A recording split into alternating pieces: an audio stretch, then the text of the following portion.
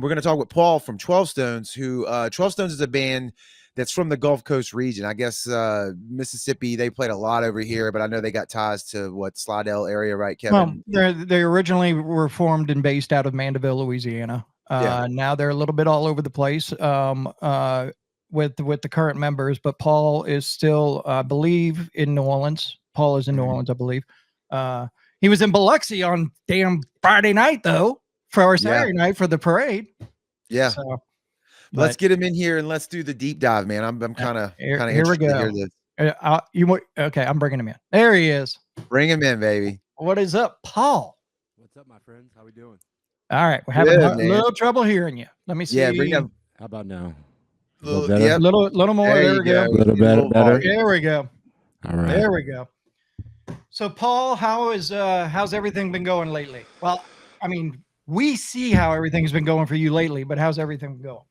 Man, everything's been wild. It's been a crazy little ride here lately. But now come down all a little good bit. Things. Now come down just a little bit. Yeah, we'll get you just a little hot. There? How about there? We'll call that a happy medium. There you go. Perfect. No, everything's been going great, man. It's been crazy busy. Being an independent artist these days is pretty wild, but yeah, man, I'm taking it all in stride and looking forward to what the next few years brings for this project. Sweet. Well, I know Jared and I talked earlier today on how we wanted, and we'd never give our guests kind of an insight of where we're going with the interview or anything like that. But Jared and I talked, and we kind of want to do the whole, the life of 12 Stones from beginning to where you're at now. Because I will say that we do have the new issue of the Sound magazine coming out this Friday, and on the cover is hey, look at them handsome gentlemen. Anne Marie did a deep dive with you on the history of the band as well. So it's going to be one of the longest articles we've ever had in our magazine, and she absolutely loved writing it based off of everything you gave her. She learned so much for a band she didn't know a lot about, and she learned so much from you guys and from how you answered questions and going into the history of the band. So we want to kind of do similar to that tonight. So I'll let Jared lead off and let's go. Yeah, no, like Kevin, that was a great intro. Paul, we had the pleasure of living right next to, like we were saying, Mandeville is home for you, but I always thought of y'all as a Mississippi Gulf Coast band because of the amount of shows y'all played over here and all the connections that y'all have to the Mississippi Gulf Coast. We got to watch you from opener all the way to the peak of where 12 Stones went. But a lot of our audience, or younger audiences, people from all over the U.S. maybe didn't hear the story from the beginning. So could you walk us through that? Yeah, absolutely. I mean, we definitely have the Gulf Coast and the Biloxi Gulfport area to thank a lot. Thanks to Kenny Vest and 97.9 CPR. Obviously, we kind of took our demo, which we recorded only after a few months of being together. None of us were friends prior to being in the band. We all met at a music store one day. Two of the guys worked there. I was a broke kid that always wanted to go and play the things I couldn't afford. So there was a couple times where I would go in the music store and I would be playing something on the guitar, and Eric would come over and be like, what is that? And I'd be, it's just something I don't know. I'm just messing with it. And then our original drummer, Pat Quave, was working there at the time. So he would get on one of the kits that was set up and lightly tap around. I'm like, all right, this is kind of cool. And then one day this young kid came in asking if they sold bass strings, and we're like, you play bass? Check this out. And now we're kind of seeing it form, and that was Kevin Darr. And so that's really where 12 Stones came from. It came from a couple of guys working at a music store, and then a couple of broke kids always hanging out at that music store, and kind of ideas began to circulate that way. So we got very fortunate, and we took our demo to the station at 97.9 to get on one of the CPR Fest homegrown stage. We tried to just submit our demo, and the DJ that was working that night was a guy by the name of Puddin', and he was bored and wanted to mess with us a little, so he let us in the station that night instead of just taking our demo. He invited us into the station, did an impromptu interview, and in between the commercials, he played the demo so that he could listen to it, and he was like, I don't know how to say this, but this is actually good. I was like, what did you? Well, okay, I was kind of picking up that he was, kind of messing with us a little bit. But then he messaged Kenny and was like, "Can I play this?" And so we got to hear ourselves on 97.9 that very first night. And man, I haven't lost the buzz from that yet. I'm still chasing that almost 25 years later. So, dude, that's crazy. Where did you record that demo? Do you remember? We recorded it here in Mandeville at Balance Studios, owned by Dave Fortman and Gene Jonan. Dave produced the record or the demo, and then he did such a good job with that we convinced the label to let him co-produce our first album with Jay Baumgartner. And then that relationship opened the door for Dave to do Evanescence, Mudvayne, Godsmack, all the big bands he did after us. So, we like to steal a little credit from Dave every once in a while and be like, "Yeah, you remember, if it wasn't for our demo, man, I didn't know that part of the story. I did not know that. I didn't know that he cut the demo. I knew all the latter part of that story, but I didn't know he cut y'all's demo. How did y'all get hooked up with him? Just local to the area at the time? He had the studio. That's just where that was the place to go. That was the spot, and until it closed down, that was still the spot. I mean, they had so many talented guys go through there. Our current bass player, David Troya, him and I go way back. Him and I's first band ever was called Soulfire, which eventually became a 12 Stone song. But he was a guitar player and I was a singer for this small little band in the area. And he went the recording route. I went the performance route. So Troya got his start in there, and now he's an audio mastermind. That guy is awesome. So another great person to have on the team. Yeah, I still follow him on Facebook. I've seen, some of the stuff he did. If I remember right, he did Pandemic's record. If way back in the day, it was a part of it. It's a great record, man. That band is still, hands down, one of the best local bands to come out of the area. Where I was at the other night, but somebody said, "Do you remember the band Pandemic?" And I forgot where we were at, but I was like, not only do I remember it, but don't bring it up to Jared because Jared won't shut up. Dude, they're great. Like people watching right now, you can find them on Spotify. Just type it in Pandemic, and you'll listen to that record and be like, "How the hell have I never heard of these guys?" But yeah, there's a lot of talent that came out of that area, and it's just killer to hear that part of the story. Do you remember the songs that were on the demo that y'all got to play that night? Yeah. Any of them? The first ones that were on that record ended up being a lot of B-sides. We did have The Way I Feel. I do believe we had Broken on that, the demo version anyway. Then we had some like B-side songs like Little Eyes, Unsaid, songs that have never made a record, but if you do enough digging, you can find them out there. And I think even one song called Drowning in Me, which is about, I guess, my psychic abilities to realize I was going to turn into a raging alcoholic one day. But I wrote a song called Drowning in Me, and it was the cool song for us at the time, being young kids, where Eric would play bass, Kevin would go and play guitar, and it would just be this, like, everybody switched instruments and we played this one song. So I believe that was on that first demo as well. Sweet. Yeah, I think they call that foreshadowing, Paul. What you did. Yeah, if I only would have known what to tell younger me, but right. That's the damn truth. Yeah, we all could have felt that way to varying degrees, for sure. For real. But so I know y'all played the Homegrown stage at CPR Fest. We can definitely, I caught y'all there many times. But then after that, how did y'all bust onto the national scene? Man, it goes back to Kenny Vest again. I mean, the guy was a savior for us. We were young kids, and we would have followed anybody anywhere. We didn't know anything about anything. We were just happy to be doing anything. And Kenny really gave us the platform to do a lot of things. Because by going into the station that night and having them play our song, we not only got to play the festival, but we got to open the main stage that year.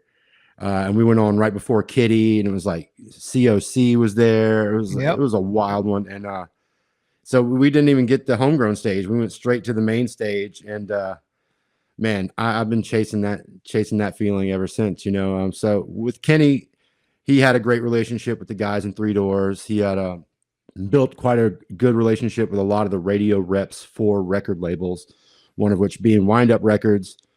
And so Kenny made some phone calls on our behalf and put us in position to do our jobs and to really try to drive home. And we ended up showcasing for 6 different record labels in 2000, late 2000, early 2001. And once we met Diana Meltzer from Wind Up Records, it was all over. We knew where home was. She's been like a second mom to all of us since 2000, 2001. So, you know, for us, we know it wasn't a talent thing that got us, that propelled us ahead of anyone else. It was right place, right time, and having the right people around us, and the people that saw past our own shortcomings and helped us believe in ourselves.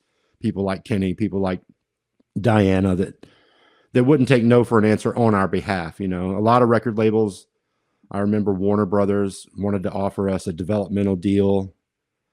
They had just done that a few years prior with a little small band called Linkin Park, and it did pretty well for that band. So, but we were still so young. We were like, I don't want to wait. I don't want to be developed. I want to just go out, and I like still the way I am today. I want to run 100 miles an hour into the wall. And then when I go too far, I'll know, you know, the headache will remind me. So we turned down a couple deals, and we were turned down by several labels, and it was a weird place to be. We got to showcase, and for anybody in a band that's not showcase, back in the day, this was the popular way to do it, but a showcase is where you would go in, and normal live shows, you got a crowd, and now these days the crowd knows your music, or at least they're there for the music. If you're doing a showcase, there's like 6 guys in suits in the room in the back, just, and you're like, let me hear you. All right. You know, and you're trying to, and one of those guys happened to be Matt Pinfield. He was working for Columbia Records at the time, and he walked in, and I was like, what is he doing here, man? Yeah. Like, we're not ready for this. And he was great. He treated us great. And but after we met Diana, she just sealed the deal. It didn't matter what anybody else said. We had made our mind up that we wanted to be with her at Wind Up, and luckily, she believed in us so much that the ones that Wind Up that wrote the checks and that didn't believe in us had no leg to stand on. She was like, "Oh no, you're confusing what I'm saying. We are signing 12 Stones. This is happening, whether you want it to or not." So she really propelled us into that at a young age. Yeah, and again, for people that, you know, all over the US here, and some UK people watch it, I'm sure, is like, go look at what Wind Up Records, what the bands that they had, and the albums that they put out in the time frame that Paul's talking about. I mean, it was a shit ton of talent that came out of that label. Here, let me help you out. The first band they ever signed was Creed. There were Creed. Yeah. There was 12 Stones. There was Atom Ship. There was Seether. There was Evanescence. There was Breaking Point. There was Finger 11. Finger 11. I mean, 11. I mean, and that was one of my favorite bands. So when I realized they were on Wind Up, I'm like, we're gonna be on the same label as Finger 11. Oh yeah. So in that time frame of music, Wind Up was it. Oh yeah.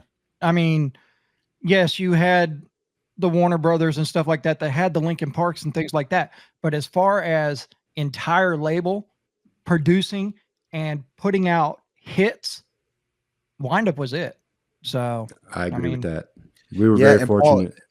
Paul, I've heard other people describe, is it Diana, you said, the same way that you did, that she was kind of like a mother figure. It was kind of more of a family kind of deal than it was a big Warner Brothers style label situation to work for them or be a part of their roster. Is that right? Yeah, absolutely. Whenever we traveled to New York to do meetings, we stayed with her. She would put us up at her place and take us out to dinners. And it wasn't the fake, like, we'll wine and dine you for a couple weeks, honeymoon period, you know, make you think we're something. Like, she didn't care about any of that at all. She just wanted to know about us as people.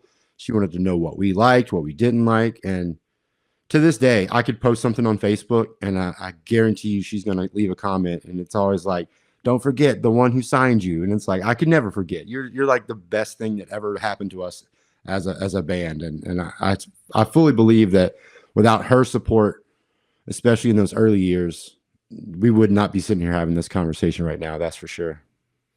So as you're growing, and when you made that deal with Wind Up and you get in, so one of my friends at the radio station at the time was Aaron Gaynor, and then all of a sudden I got told by Kenny, "Hey, Aaron's leaving.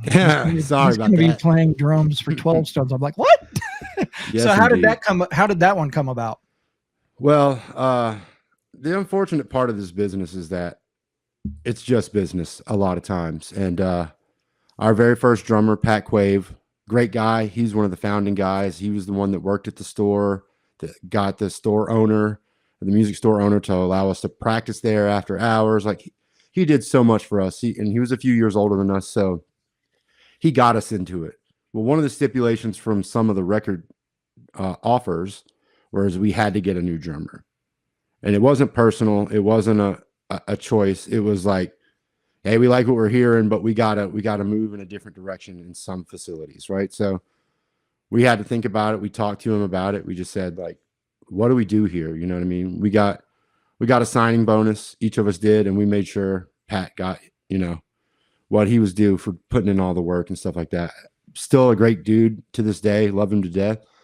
But he kind of took the bullet. He kind of jumped on the grenade for us on that one. And so then it was, hey, you guys need a new drummer. You need something. So we started auditioning everybody from Los Angeles to New York. A lot of talented people, a lot of not so talented people.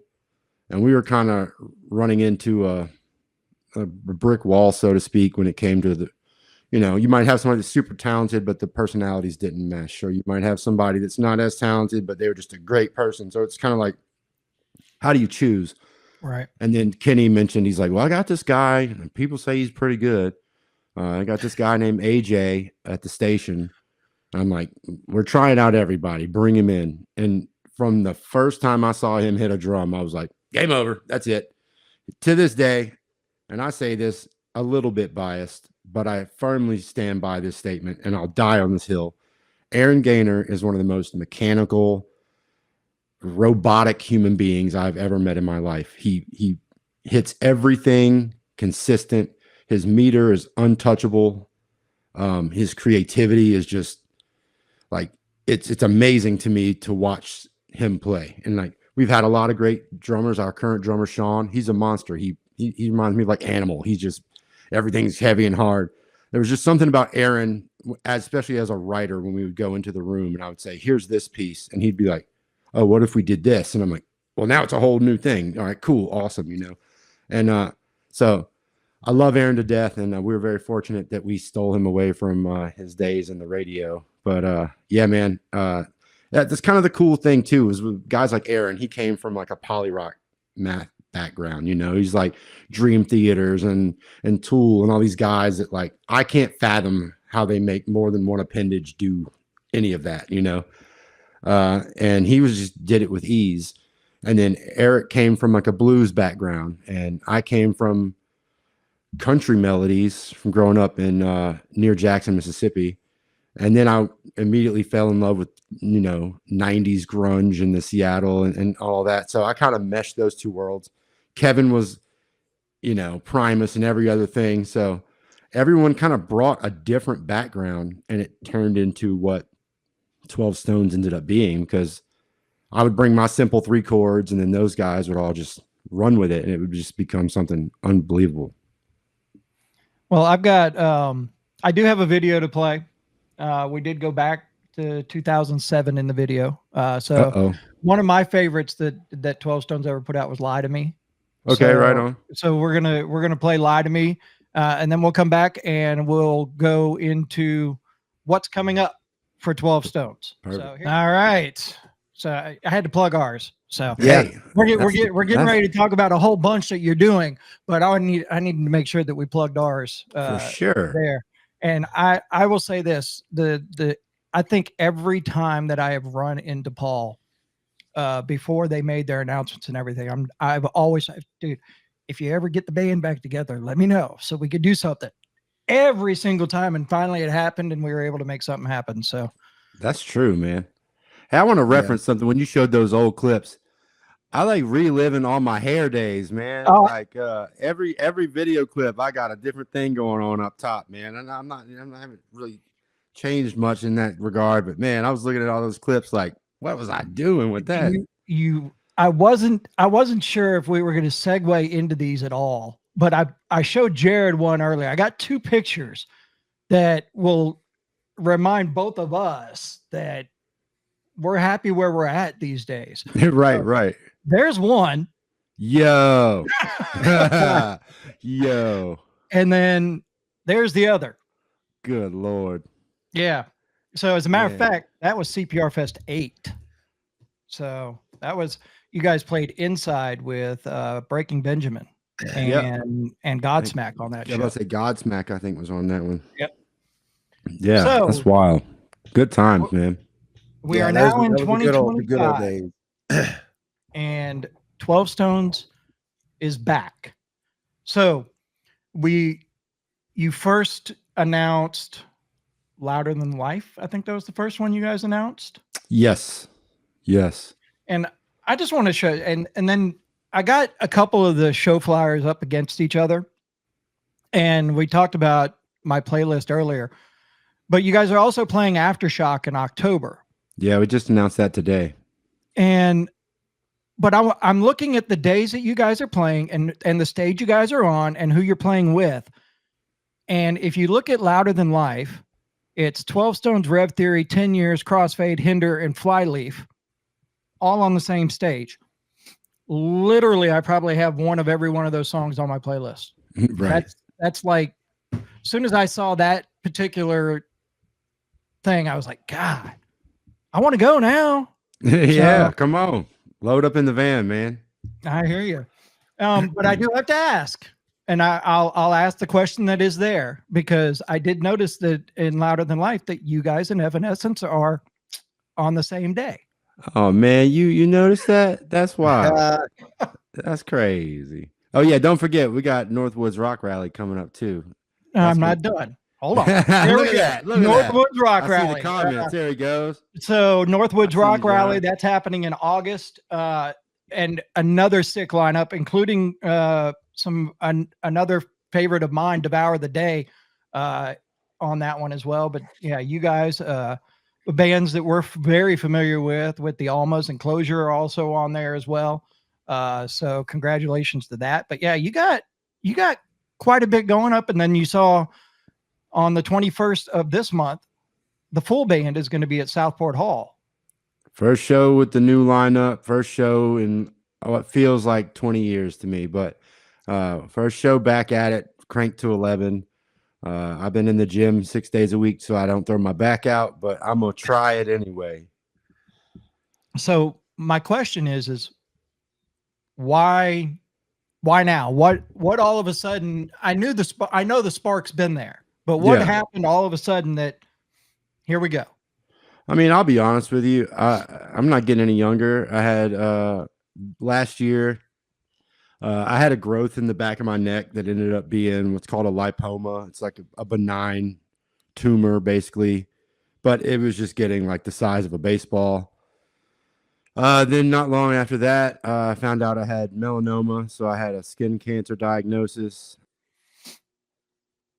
and I was working in a restaurant as a kitchen manager, 60 hours a week, just working to live and not the other way around. And it was getting to be like, why am I giving all of my energy that I have left to someone else? I just feel like it was a good time. There was a big resurgence in a lot of the bands from our era, the early 2000s, a lot of bands doing some reunions and some things like that. And I figured with the health scares and everything that was going on, it was just time to think of myself and what I truly feel like was my calling, in life. I take the music seriously. It has something worth saying, in my opinion. Try to write positive lyrics. I try to write personal stories that are about overcoming adversity. And what a bigger way to do that than to try to overcome some adversity myself and get out of my own way. So I had the procedures. I had both omas removed, and I just decided, man, it's time. I'm not going to get any younger. And if there's still some people out there that want to see us live, let's get them going. So, Well, go ahead, Jerry. I was gonna say that's killer that like you said, the spark never left and y'all are getting back out there, because I know there's people that still want to hear the music for sure, myself being one of them. I was gonna ask, we could have spent another 2 hours talking about all the, the records that you guys put out, and I hope people, if they're somehow hearing about y'all for the first time, go look them up on Spotify and go deep into the catalog, because it's some really killer music. But what I wanted to know, from your perspective, is like going from the early 2000s with you probably call that the tail end of the record deal, right? Like of bands still getting signed to that, 90s, 80s style of record deal. Y'all rode that and took it far for a few albums, but took a break, like you mentioned, and then now coming back. Like, what is it like for you, 2025, to be what you said at the beginning, right? When you jumped on here, like an independent artist, right? What's the contrast there from having the label and having that family? Because I think you were lucky with all of y'all there at Wind Up to have that. I don't think even some massive bands probably had what y'all had as far as a connection there. But now doing it independently, what's it like? it's hard. Like there's a lot of stuff that has to be done behind the scenes that I don't necessarily get paid for, or don't get any attention that it's being done. John and I are doing an acoustic tour right now. I book it all. I do all that. My fiance comes out and does merch for me. Same with the full band stuff. We just recently hired a booking agent, but prior to that, I was booking all the shows, doing the day-to-day. I have to make time to do interviews and such. I started painting, so I sell paintings, I sell merch, I sell handwritten lyrics, I sell everything that's not nailed down. And on top of all that, I have to take some time for myself to work on myself mentally, physically, spiritually, all those things on a daily basis. So most of my day is fueled by caffeine and people telling me I can't do something, So instead of worrying about somebody else making the decision on my behalf or speaking on my behalf, you just come to me. I'll tell you straight what I think. I don't have a problem speaking my mind. I try to be respectful but also direct. So it takes a lot of work. It's not easy, but I couldn't be happier. I quit my job last April, so I'm pushing a year just fully relying on music and art again. And like I said, you can see some of them behind me, but I got some paintings back here that I do. I've been doing some live streams. Like I said, John and I are doing an acoustic tour on top of the full band tour. 2 totally different set lists. We have a couple songs that are in both, but for the most part, the acoustic show is 90 minutes of some deep cuts and some cool stuff. And then the other set's 90 minutes of just me trying not to die in front of people. So, it's a nice dichotomy there. And I do try to come fully prepared. So if you'd like to see the acoustic set, you can see it coming up this Friday night. That's up in Jackson, I believe, right? Yep, up in Jackson. So where I'm originally kind of from. So I better see some friends and family out there. There you go. Storage 24 in Burnham Road, joining you there. And then the night before Dirty 30 Fest, you can head on over to the Sanctuary and catch the acoustic show with Waking Mars and Candy Bone. So you can have a cool little weekend of rock music. So yeah, and like I said, I appreciate you plugging those. It's always up in the air for me, like what we can and can't talk about. I don't want to step on toes or any of that, but I do appreciate the plug. I know the Sanctuary is a relatively new venue out there in Biloxi. We're working with them to bring the show there, and then a few months later, before we come in there and try to destroy the D'Iberville Community Center. And I will tell you this, people. Everybody's all like, community center.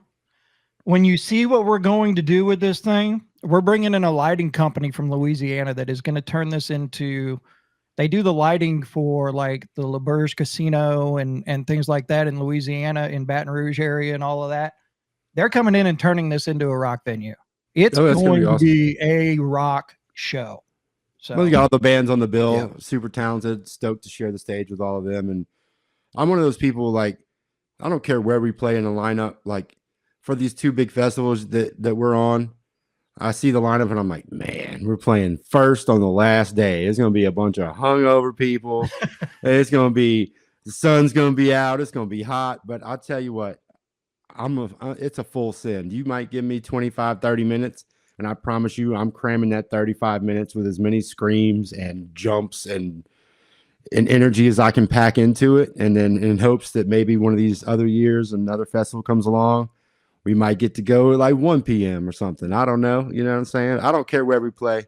I'm just happy to share the stage with like-minded individuals and musicians that believe in themselves and their craft. And I believe you guys have set up a hell of a lineup for us at that show. So, props to all the bands out there doing it. And it takes a lot. Most people don't realize this. Like, it takes a lot to get up there and bury yourself like that, to put your passion into a physical and a viewable form, and kind of become very exposed in ways that's like, if people don't like it, you can't leave. It's like you're just in it now. So any band that's out there, whether they're just starting out or they've been around a million years, just believe in your craft and put everything you got into those shows, because no matter who sees you, you might have the best show of your life, but tomorrow you got to do it all again. And the people tomorrow don't know how good you did tonight. They don't care. You better do that good every night. So I feel like as long as you're putting your energy into it and you're really trying to make each show its own special moment, you can't go wrong. Well, I can tell you, Well said, I will say this: you were on this show early on when we first started, and I want to tell you thank you, because you have supported us since we started. And you showed up. You were at Rockin' the Sound. You came out to our winter storm in November. So I want to thank you for the support that you've shown us as well. So, well, man, y'all are awesome, and y'all are doing so much for the scene and it shows through all. It's easy to tell who's working and helping the bands out when the bands are involved. Like I talk to people all the time that are like, oh, all these bigger bands, they have their agents and their teams of people to go and do all this stuff. No, man, like us real grinders, we are the ones. Like, I'm trolling Louder Than Life's page every day. People are like, who should I see? If they don't say 12 Stones, I'm like, you forgot somebody. Like I like to go and mess with people. I'm not sending a marketing department. If you send a message to 12 Stones, you're getting me. And it's like I try to be as available as humanly possible, and you guys make that easy. It's good to see when the other bands in the area are diving in and communicating and jumping in your lives and showing up. I think that's a huge thing that a lot of people that take for granted, is like showing up for the other artists. You know what I mean? One of the things, we got signed when I was so young. Before even being a singer of 12 Stones, I was a fan of music. So for me, being on tour with bands that I just loved, that was the everything. If I got to go play a show, all right, yeah, we'll go do that. But I get to watch Sevendust play every night. Are you kidding me? And I can stand over here on the side of the stage and shake their hands afterwards. And I'm like, I get to watch Creed in their prime just destroy arenas every single night. Guys, and Papa Roach and these bands are just like, I was like, what is happening? And they're like coming up and talking to me. And I'm like, what? Why are you talking to me? So it's being a fan first is something I've always taken a lot of pride in. And when we go to these festivals, I plan on being in the crowd. I might be a little outdated for the pit. I might be on the edge a little bit. But man, I want to be where everybody's at. I know I'm a fan too. And well, I'll tell you this: if you happen to be in town the next day after your show at the Sanctuary, come on over to the Juke Joint and join us for Dirty 30 Fest. It'll be fun. So if everybody's looking, I know you said you answer it, but if anybody's looking to find 12 Stones, where's the best place to look for all the info? Man, I do a lot on Facebook, so just 12 Stones. Instagram is 12 Stones. TikTok is at 12 Stones Band. Our YouTube right now is hung up, so I have a secondary page. It's official Paul McCoy. All of our lives go to all of those, and you can get all your info in those places. So 12stones.com is our website. That's where you can go to buy the latest merch and handwritten lyrics that I've been doing, stuff like that. So I try to be as out there as possible.